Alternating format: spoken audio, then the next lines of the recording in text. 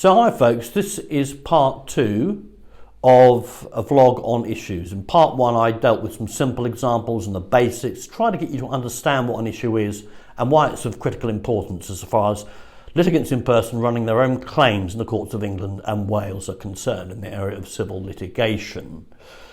I'm now going to just look at some complex claims because I mentioned I would in the last vlog.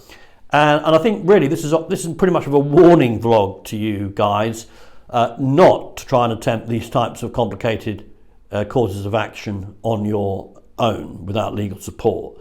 Now you may think, well, he's a lawyer, he would say that, wouldn't he? I don't know. Just look at me.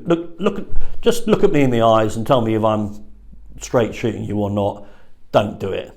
I've had too much experience with the wheels coming off with people who've tried to manage these types of claims on their own. Well, look, here's a compromise. Get a lawyer at the beginning so you've really well set the thing up and prep the thing up properly, and only then when you get all the paperwork right and you've launched the airplane off of the right runway, i.e. the correct procedure, etc., then actually perhaps you can dispense with the solicitors and the fancy barristers, because it's actually far more important to get the plane off of the ground than it is to get to the destination of trial and do a good job there, because by the time you get to the trial, any weaknesses from earlier on will be found out and they'll have horrific costs implications. Anyway, I think you'll probably see by the end of this vlog why it's important to get legal advice on these sorts of areas. But primarily this is an educational series and channel, and I want to just tease out and help you by means of examples get a better understanding of issues and why they're so critically important. So I'm going to run through some examples from cohabitation, property disputes, contested wills and financial mis-selling. So I'll get straight into it.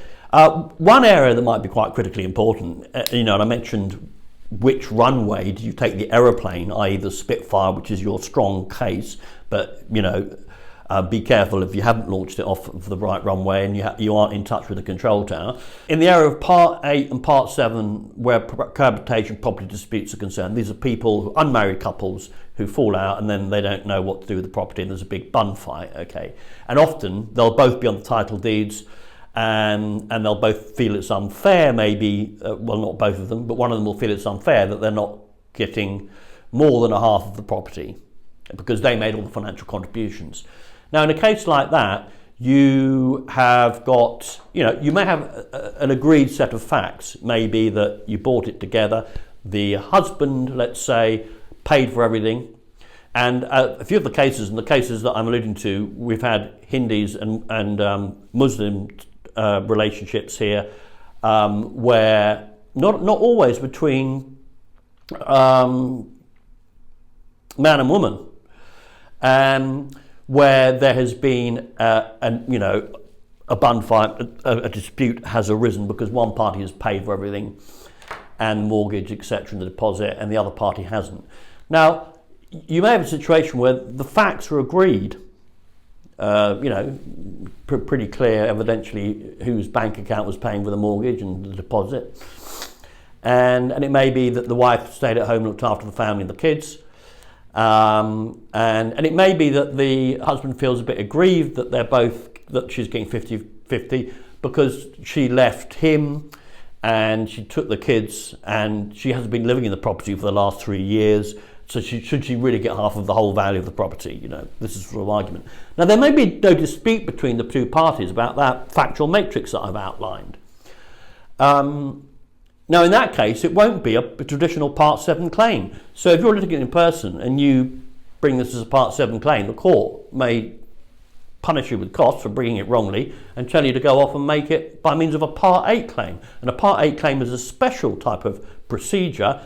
Basically, nearly every claim of anybody who's watching this channel, the vast majority of them at least, is going to be a traditional Part 7 claim, on an M1 claim form and particulars of claim and defence and so on and so forth.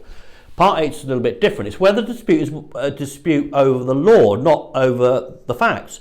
So here, the law is grey in the area of cohabitation property disputes. It looks at the common intention of the parties at the time that they purchased the property. Now, the facts might not be in dispute, But what is in dispute is what is the law where, she's left the property and she's not been living there for a number of years, or he's paid for absolutely everything. Does she get half? They're not married. And so the normal law, or the matrimonial law, is quite different from a cohabitation property dispute. Big difference. Part 7, 5% of issue fee. Big figure, 100 grand. Part 8, a few hundred quid. Likewise, let's say it's not clear whether or not they are a cohabiting couple. Maybe they're gay. Maybe they're just really good friends from childhood, same sex or whatever. Does that fall into the area of common intention and the special law that applies in the area of cohabiting couples?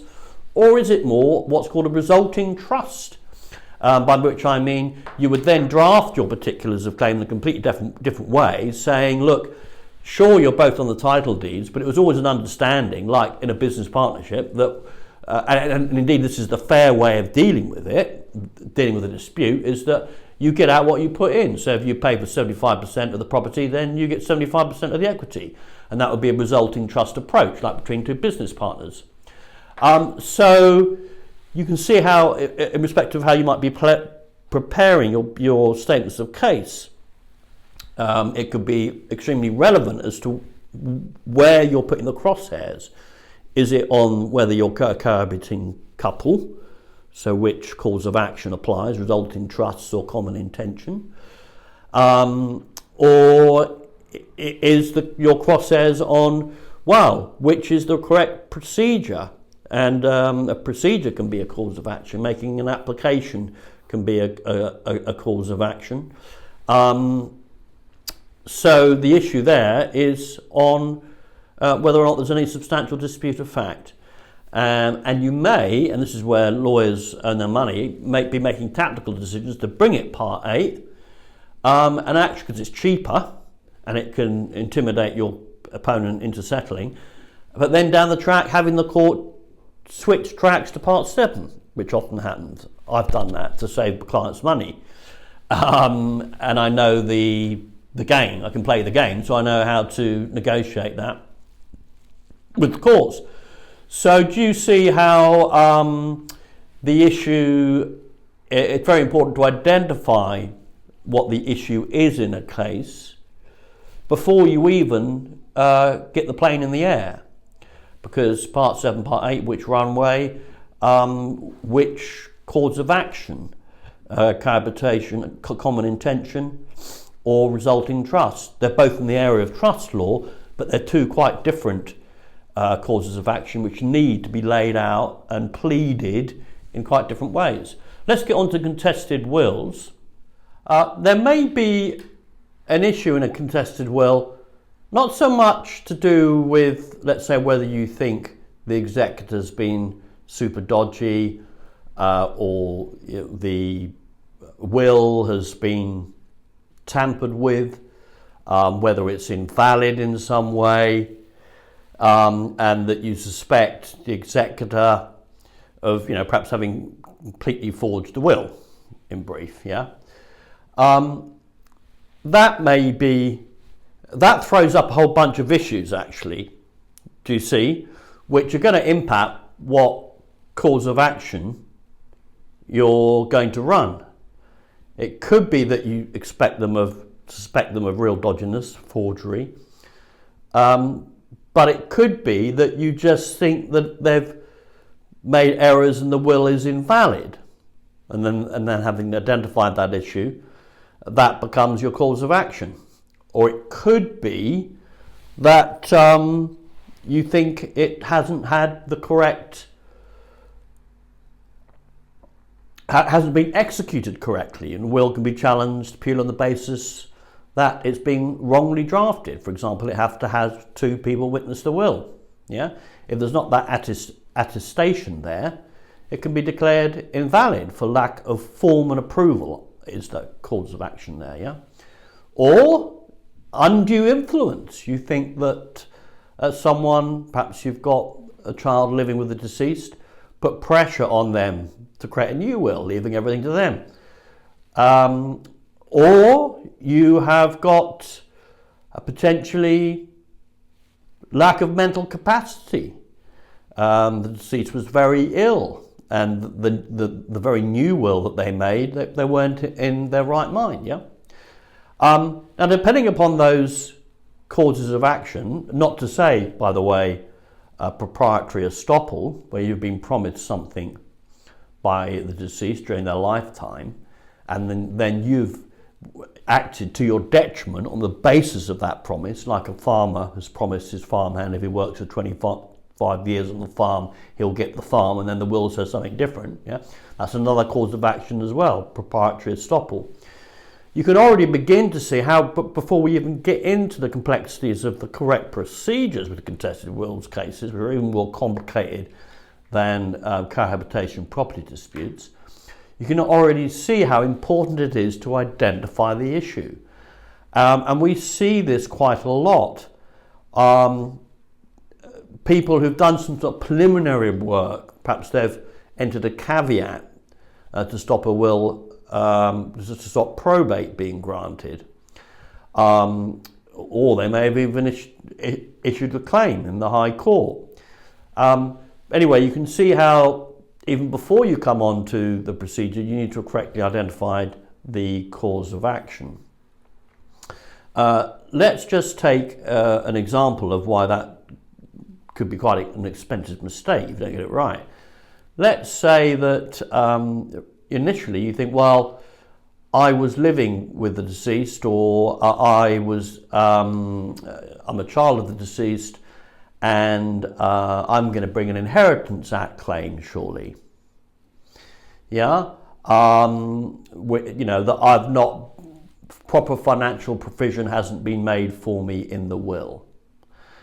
Yeah, but actually, when you look at the facts, it may be that you had a good job, a half decent salary. Sure, maybe you were in the property looking after your mother or your father, but that doesn't necessarily mean that the Inheritance Act, which tends to be a cause of action used for poor, not necessarily children, but anybody who might have been dependent upon, financially dependent upon especially, the deceased during their lifetime, such that the death has put them in a precarious financial position. Yeah. So the Inheritance Act might not, and that's an example in cases that we've handled, not necessarily the correct cause of action and the correct procedure, because when you bring an Inheritance Act claim, you bring it in a different way than if you are challenging the will in any one of the ways that I've illustrated earlier in the vlog. It also might be more, and incidentally, or it might be vice versa, and it might be that there's a limitations issue here that you need to be aware of, because unlike challenging the will in other ways, when you're making an Inheritance Act claim, you have to do it within 6 months of probate being granted. So you might fall foul unwittingly of limitations. And contested wills cases, well, just probate getting granted, getting a death certificate can take an inordinate amount of time these days. So you see how you kind of need to identify that issue really rather early on. And it may be you see, for example, let's say probate has been granted, but that you just are not sure about this will, or something that doesn't look right about it. You've now got hold of the will, probate's been granted, and you may have, a little bit of evidence that seems to suggest that there's something that's not right about the will. But you don't want to go to the expensive lengths of bringing a proper claim, and actually, until you've had further documentation and further disclosure, you don't know whether it is lack of form of approval or mental capacity or invalidity or a forgery or undue influence and so on and so forth. Yeah, do you? So you want to charge off to the courts, to the chancery courts, the expensive courts, the High Court,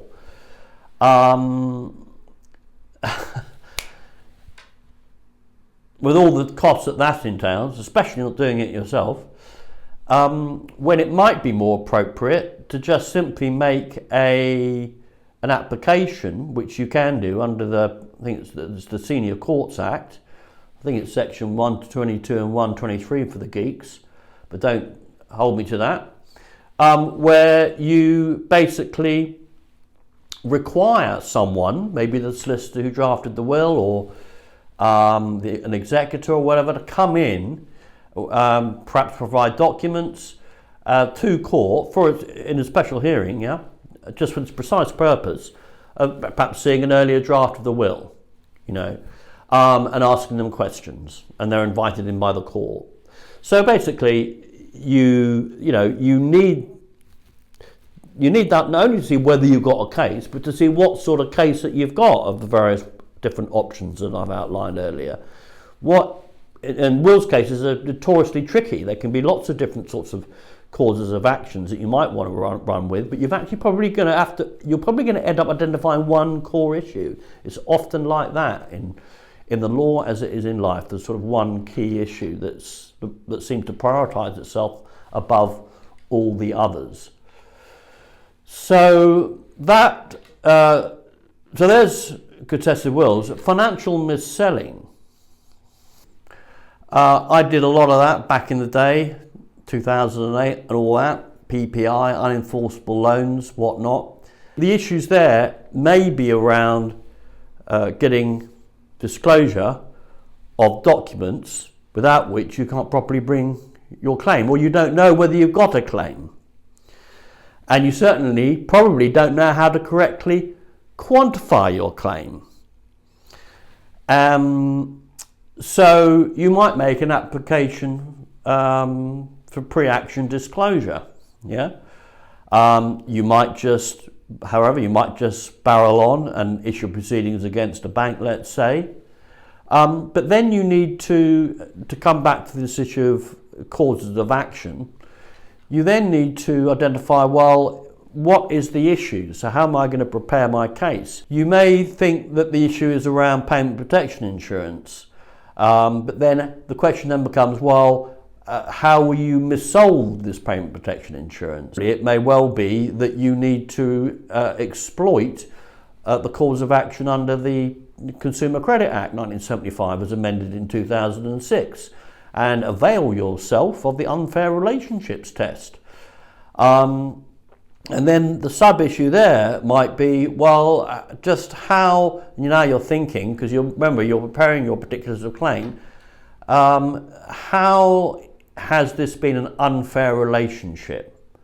Because you've got, that's part of the statute, and so the issue is then, well, and then you might, but don't worry, you gradually sort of whittle the trees down to one branch, and you discover that, well, actually, the real issue here is they sweated me out in an office and tried to flog me insurance, and they wouldn't let me go until I'd said yes, and then there's clearly unfairness in that relationship, and so that, that's a slam dunk in terms of bringing a claim under the unfair relationships test, if you've got the evidence to prove it. So, but you may be looking, because this issue will often arise where people get in trouble with loans and such, where payment protection insurance has been stuck on and made them far more expensive in terms of the monthly repayments. It may be that the issue actually is around limitations, and not really because it's a slam dunk. You were told that you wouldn't get the loan unless you took out the insurance. The issue may be around, well, it's been a long time. And then you think, well, isn't there a 6-year limitations? And then you discover, actually, that it can go back as far as 12 years in certain financial mis-selling type cases. Or indeed, that the clock would start running, or rather the clock continues to run in terms of your cause of action, for purposes of limitations, every time you make a payment or on the loan, and providing that the could be a mortgage, let's say. Second mortgage is common. PPI was commonly missold on second mortgages. You could, so then it's still an active loan, and actually the cause of action, the clock isn't wound back, the starting point for the clock isn't the time that you took out the loan, it's now, because every month that they take £200 from your bank account, £50 of which is paying for the payment protection insurance, they've breached your legal rights under the cause of actions that are available, as I say, commonly under the Consumer Credit Act. So hopefully that has frazzled your mind a bit. I don't know, maybe hopefully it's also helped you to see how, these, actually you can get kind of very caught up with all the causes of action, but at the end of the day, if we just go through the various examples we've used today, we've got a cohabitation dispute where there isn't any agreement that he paid the mortgage and that she looked after the kids and that she left the property. The disagreement is over whether or not the law says that they've got to stick with 50-50 because they're both in the title deeds. You've winnowed it down to the issue. Once you've got that's the issue, and then you think, that's a legal issue, not a factual issue, so then I need to go part 8, not part 7. That's good because that's cheaper. Or we've got the resulting trust. Is it common intention or resulting trust as far as cohabiting couples who own a property together and fall out? Well, maybe it was more like a business relationship. You could have a romantic partnership between a man and a woman in which they're kind of pretty much business partners, and the way they're managing that property is in a very business-like way, in which the courts might decide it's resulting trust. So the issue is over whether it's resulting trust or common intention.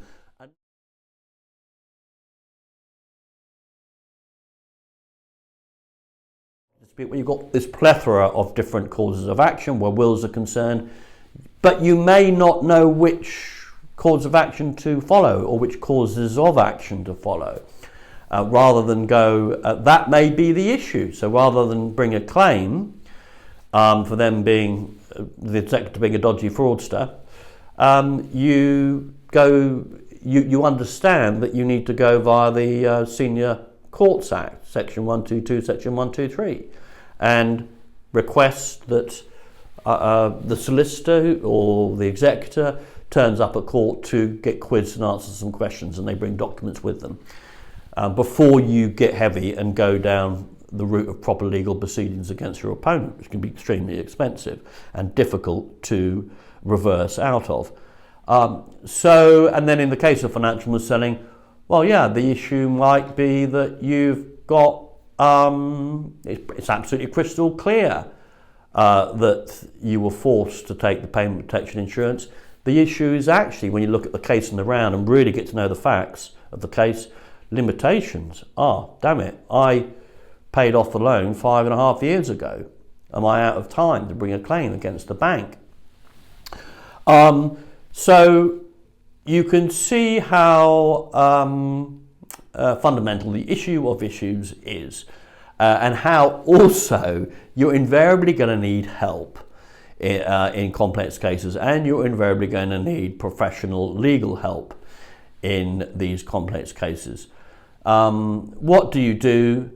Well, actually, first of all, you look at the decision flow chart, because it may be that it's quite a low value claim anyway, or it's likely to be, and you might not be arguing over very much, and whether it's any of those complex areas of law, and you're not sure whether you've got a strong case, just get on with your life and let it go. That may be the beginning and end of your decision-making process in terms of that potential legal dispute. I think fundamentally important in all cases, and especially where they're complex, is getting everything in chronological order, producing an actual file of all the documents. I went through this in the previous vlog. I've done a vlog on how to manage your paperwork. The very exercise of putting documentation in chronological order. It's a bit like reading a book, and it all makes sense. Can you imagine, you wouldn't read a book with chapter 13 at the beginning and then chapter 4 and then chapter 8. Well, I know some authors write that way these days, but I mean, they're pretty damn difficult to follow. Once you've got it in apple pie order, it starts to make sense, and you will start to see some of the issues for yourself. So you can decide, well, no, let it go, I can't see this being worth it. And I've got a few quotes from solicitors. Or you may say, I've got to raise money here because this is a proper commercial endeavour in which I've got reasonable prospects of success. And you may instruct blue chip solicitors to run this case all the way to trial. You may use the lovable court wingman service and decide that what you need is solicitors who'll just have a kind of a eyeball things and help you see the wood for the trees, and help tease out what the issues are, what the likely costs are, what the options are, and have a lawyer give you a commercial view of what the next steps are. Anyway, you might use court wingman or any other support service, similar support service. So I hope that helps. I hope that makes sense.